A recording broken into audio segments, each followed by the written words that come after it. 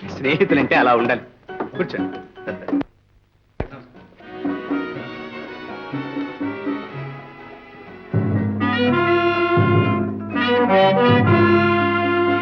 Inspector గారు, మీ constables ఇక్కడ తమాషా చూడటానికి వచ్చారా, బందోబస్తుకు వచ్చారా? వెళ్ళి బయట జనాన్ని లోపల రాకుండా చూడమనండి. మీకు ఆ సందేహం అవసరం లేదు బానోజీ గారు. ఇంటి బయట లోపల కూడా బందోబస్తు చేశాం. అవతల టైం అయిపోతుంది, విసికించక చెప్పండి అజయ్. ఏది వేసుకోండి, ఇదా ఇదా? ఈ రెండు కాదు, నీ పుట్టినరోజు పండగకి వేసుకున్నావే ఆ నెక్లెస్. ఓ అదా? ఇన్ని నగలుండగా సరిగ్గా అదే కావాలి అంటే ఏ నీకు ఇష్టమైనట్టు అయ్యే వేసుకోవాలని మారం చేస్తావే నువ్వు? ఎంత చిలిపివారండి మీరు. అజయ్,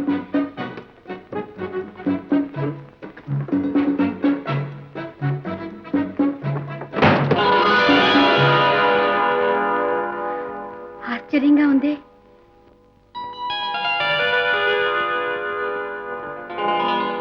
నాకు తెలియకుండా నాన్న ఇవన్నీ దాచారన్నమాట. నిజంగా నీకు తెలియదా సరళ? నిజంగా నాకేం తెలియదు అజయ్ బాబు, అంతా అయోమయంగా ఉంది. ఇదేమిటో నాన్నని అడుగుతాను. వద్దు సరళ, బహుశా నీ పెళ్లి సమయంలో ఇవన్నీ కానుగ్గా ఇవ్వాలని ఆయన ఉద్దేశం ఉంటుంది. ఆ ఆనందం ఆయనకే దక్కని. అజయ్ బాబు, ఏమిటి? ఎవరా తెరిచింది? ఎవరూ తెరవనక్కర్లేదు. కాలం ముంచుకొచ్చినప్పుడు రహస్యాలు వాటంతటా అవే బయటపడతాయి. అజయ్ బాబు, భానోజీ గారు, ఈ నగలు డబ్బు ఎక్కడివి? మీకు ఎలా సంపాదించారు? అదంతా మీకు అనవసరం. అవసరమే మిస్టర్ భానోజీ. మా ఎస్టేటు ఫ్యాక్టరీ కొలగొట్టి సంపాదించిన ఆస్తేగా ఇది. నీకొక ఎస్టేటు ఫ్యాక్టరీ, నీ నిజస్వరూపం నాకు తెలియదనుకుంటున్నావా? ఎంతకాలం ఇలా మోసం చేద్దాం అనుకుంటున్నావు మిస్టర్ విజయ్? నాన్న, ఏమిటి నాన్న? నువ్వుండమ్మా. చూడు విజయ్ కుమార్, నీ రహస్యం నా గుప్పెట్లో ఉంది. బాగా ఆలోచించు. బుద్ధి తెచ్చుకుని నువ్వు నా చెప్పు చేతుల్లో ఉన్నావా, నీకు ఏ ఆపద రానివ్వను. సరళనిచ్చి వివాహం చేస్తాను. నా ఆస్తితో పాటు అజయ్ బాబు జమీందారికి కూడా నిన్ను అధిపతిని చేస్తాను. నన్ను ద్రోహిగా బ్రతకమంటావా? నా జన్మలో అటువంటి నీచానికి పాల్పడదు. అయితే నీ సర్వనాశనాన్ని నువ్వే కోరుకుంటున్నావు అన్నమాట. లేదు, నువ్వు చేసిన మోసాన్ని బయటపెట్టి అజయ్ బాబు ఆస్తిని నిలబెడతాను. విజయ్, ఆగో.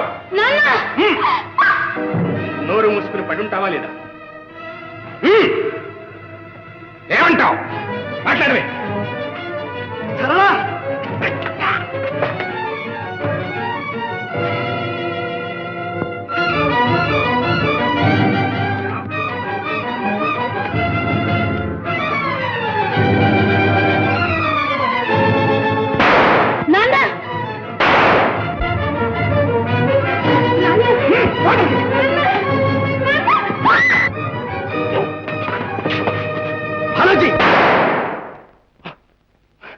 మీరా అజయ్ బాబు? ఎంత అదృష్టం, సమయానికి వచ్చారు. వీడు మోసగాడని ఇప్పుడే తెలుసుకున్నాం. మోసగాడ? ఎవరు భానోజీ గారు? వీడే దగా చేసి మా అజయ్ బాబు ఇంట్లో ప్రవేశించాడు. అజయ్గా నటించి ఇన్నాళ్ళు మా కన్ను కప్పాడు. ఏమిటి రుజువు? ఇదిగో చదవండి, మీకే తెలుసు. ఎంత ఘోరం అజయ్ బాబు! ఈ దుర్మార్గుడు మీ ఆస్తి కాజేయాలని చూశాడు, మిమ్మల్ని జైల్లో పెట్టించాడు. చివరకు మా సరళను కూడా మోసం చేసి పెళ్లి చేసుకోవడానికి సిద్ధపడ్డాడు. తేనె పూసిన కత్తండి వీడు. కట్టిపెట్టు భానోజీ, నీ పాపం పండింది. తిన్న ఇంటి వాసాలు లెక్కపెట్టి మా డబ్బు దోచుకున్నది నువ్వు. మా నాన్నగారి ఆఖరి గడియల్లో మోసం చేసి నగలన్నీ ఇక్కడికి చేర్చింది నువ్వు. మా ఫ్యాక్టరీ డబ్బంతా కాజేసింది నువ్వు. అబద్ధం! ఇదంతా నేను ఆర్జించి కూడబెట్టుకున్న డబ్బు. ఓహో, ఇదంతా మీ స్వార్జితం అన్నమాట. మీరెవరు నన్ను ఈ ప్రశ్న అడగడానికి? వారా పోలీస్ కమిషనర్. చెప్పండి, మీకు వచ్చే జీతంలోనే ఇంత డబ్బు కూడా పెట్టారన్నమాట. అయితే మిమ్మల్ని అరెస్ట్ చేస్తున్నా. నాన్న, ఏమిటి నాన్న ఇదంతా? దేనికోసం చేశావు నాన్న ఇదంతా? అంతా నీ మేలు కోసమే చేశాను సరళ. నువ్వు సిరి సంపదలతో సుఖపడాలని చేశాను. నా సుఖం కోసమా? ఎంత పొరపడ్డావు నాన్న. మోసం చేసి నాకు ధనరాశులు ఇస్తే వాటితో సుఖపడగలనా నాన్న? అంతేకాదు సరళ, నీ భవిష్యత్తు కోసం ఎన్నో కట్టుదిట్టాలు చేశాడు మీ నాన్న. ఇదిగో వీలునామా చూడు. మీ నాన్న బనాయించింది.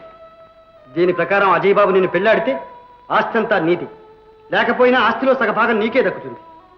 నాన్న, ఎంత ఘోరం తలపెట్టావు నాన్న. ఎవరి ఉప్పు తిని ఇన్నాళ్ళు బ్రతికామో వాళ్ళని మోసం చేశావు. నీలాంటి వాడి కడుపున పుట్టడం నా దురదృష్టం.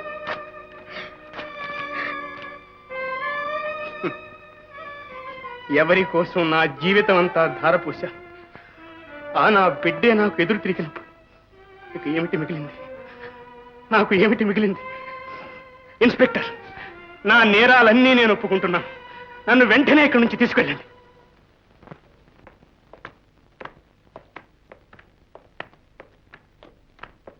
మా నాన్న చేసిన ద్రోహానికి నేను సిగ్గుపడుతున్నాను. నన్ను క్షమించండి. అదేమిటి సరళ, ఊరుకు. క్షమించడానికి ఇందులో నీ తప్పే ఉంది. మీరిద్దరూ లవకుశుల్లాగా బాగా కుదిరారు. నా సర్వీసులో ఇలాంటి విచిత్రమైన సంఘటన ఎన్నడూ చూడలేదు.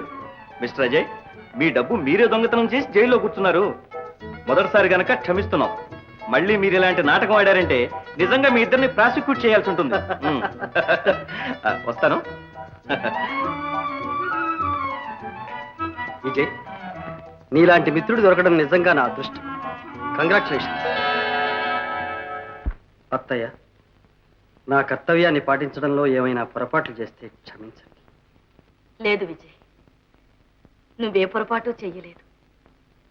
నీ ఆంతర్యం తెలియక నేనే నిన్ను అనుమానించాను, అవమానించాను. కాదత్తయ్య, నా రహస్యం కడుపులో పెట్టుకుని కాపాడారు. సొంత బిడ్డలాగా చూసుకున్నారు. నేను వచ్చిన పని పూర్తయింది. ఇక నాకు సెలవిప్పించండి. వెళ్ళిపోతావా నాయన? విచారించకండి అత్తయ్య. అప్పుడప్పుడు వచ్చి మీ దర్శనం చేసుకుని మీ ఆశీర్వాదం పొందుతూనే ఉంటాను. విజయ్, ఎక్కడికే వెళ్తానంటున్నావు? మన గడువు పూర్తయిందిగా జయబాబు. వెళ్ళొస్తాను. మీనా, రామ్మ.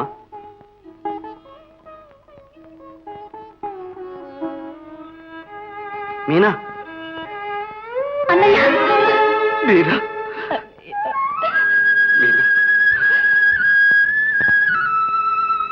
చూశావా జయబాబు, ఒక్క ఏడాదిలో నా చెల్లెలికి మీరెంత ఆప్తులయ్యారు. మా పేద కుటుంబాల్లో ఉండే మమతలు, అనుబంధాలు అలాంటివి. మాకున్న ఐశ్వర్యం అదే. అవును విజయ్, ఇంత సంపద ఉండి నేనెప్పుడూ అనుభవించి ఎరుగని ఆత్మీయత, అనురాగం ఈ ఒక్క ఏడాదిలో పొందగలిగాను. అది కూడా నాకు దక్కనియవా?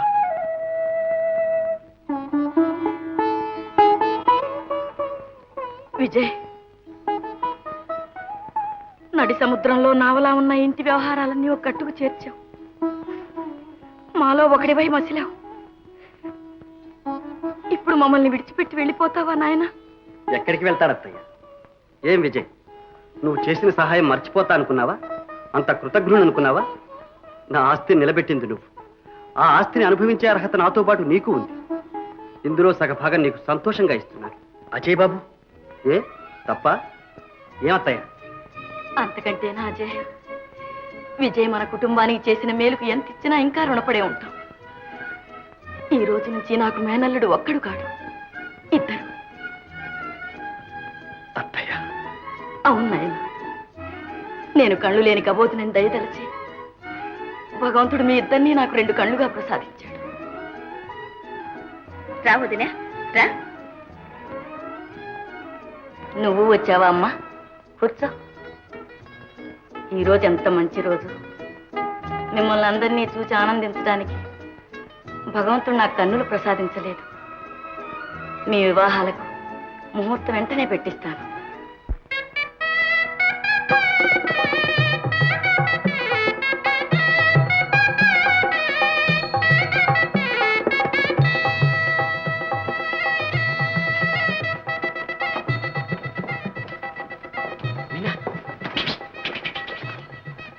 బావెవరో నాకే అంతు చిక్కడం లేదు కదా.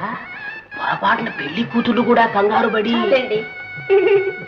రండమ్మా రండి, చూస్తారే. ఇందమ్మా వెయ్యండరా, ముహూర్తం దాటిపోతోంది.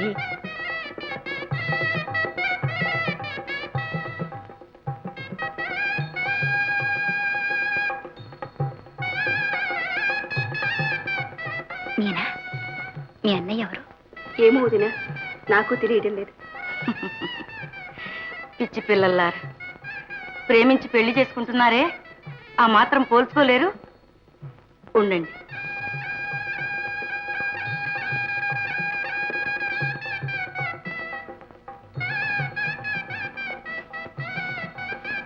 అజయ్, విజయ్.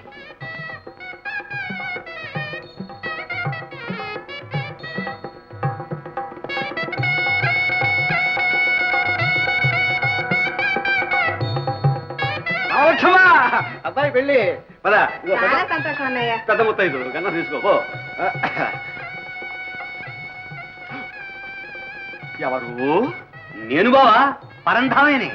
ఏమిటి మా బుర్ర మీసాల పరంధామే బావగారే? ఏదో స్వామి చెప్పినట్టు ఏమిటి అవతారం? నిమ్మకాయ నిలబెట్టిన నిక్షేపం లాంటి మీసాలు. శ్రీమతే రామానుజాయన మహా తీసేశాను.